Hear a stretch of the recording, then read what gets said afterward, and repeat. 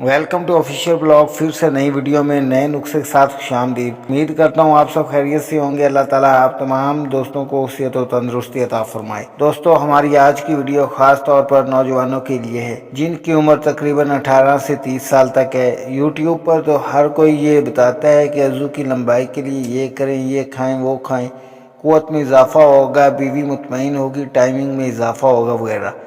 लेकिन हिकमत कोई आसान काम नहीं और ये सिर्फ वज़ू पर ही मुकम्मल नहीं होती।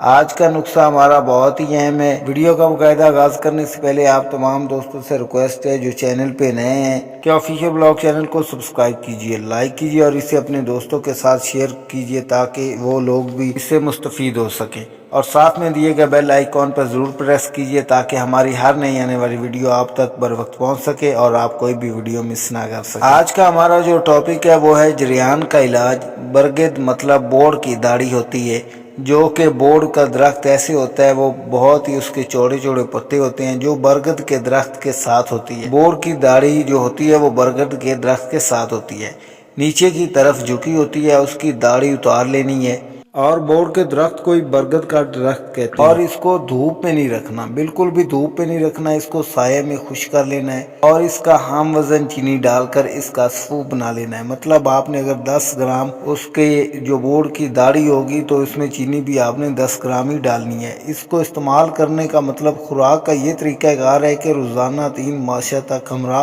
दोस्तों दूध लाजमी इस्तेमाल करना है, क्योंकि ये बहुत ही हैवी किस्म की डोज होगी और ये बहुत ही मुफीद देसी मेडिसन है। आपको हमेशा इसको पानी के साथ नहीं और हमेशा दूध के साथ आपको इसको इस्तेमाल करना है। अल्लाह ताला आपको खुश रखे। अपनी दुआ में याद रखिएगा। नई वीडियो तक, नए नुस्खे तक दीजिए इजाज़त। आपका बहुत शुक्रिया। अल्लाह हाफिज़।